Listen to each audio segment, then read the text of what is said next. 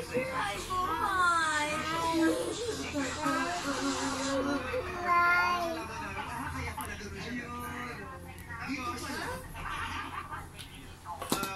Bago kami sumalang, nalaman ko. Nana, may basag ng cellphone mo, nanay. Talking stage ko.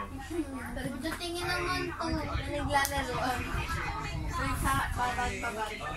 Yung updated ko ang FaceTime ko ay Sa pista. may boyfriend pala na kaibigan ko din. Uy!